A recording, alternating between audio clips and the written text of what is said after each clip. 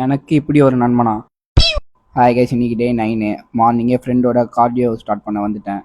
Cardio முடிச்சுட்டு நேராக வீட்டுக்கு போய் உட்காந்தேன். இன்னொரு ஃப்ரெண்டு கால் பண்ணி வாடா ஒரு வேலையாக வெளியே போனோன்னா, சரி அவன் கூடயே போயிட்டு வேலை முடிச்சுட்டு வரும்போது ஒரு இளநீலாம் வாங்கி கொடுத்தான். அதை குடிச்சிட்டு நேராக வீட்டுக்கு போய் குளிச்சுட்டு நம்ம மதியம் லஞ்சுக்காக சோயா சங்க்ஸ் தான் ரெடி பண்ணோம். ஏன் இன்னைக்கு சோயா சங்க்ஸ்னால் இன்னைக்கு ஆடி கிருத்திகையா, ஸோ நோ நான்வெஜ். அது குக் ஆகிற கேப்பில் ஒரு டீ ஒன்று அடித்தேன். அதுக்கப்புறம் எங்கள் அம்மா ஏதோ ஒரு காய் செஞ்சு வச்சுட்டு போனாங்க. காய் சாப்பிட்டா நல்லதுன்ட்டு மொத்த காயும் நானே எடுத்து என் தட்டில் கொட்டிக்கிட்டேன். அதுக்கப்புறம் நம்ம மீல் மேக்கரும் ரெடி ஆகிடுச்சு.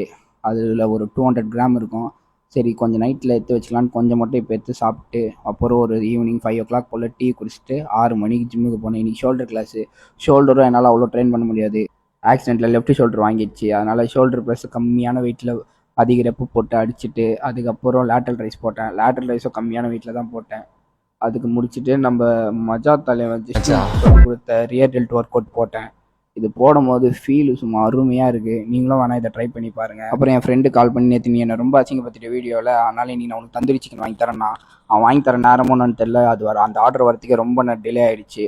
அது வரைக்கும் நான் கொஞ்ச நேரம் ஸ்னாப்பெல்லாம் எடுத்து செஸ்ட்டெல்லாம் ஷோ காட்டிருந்தேன்.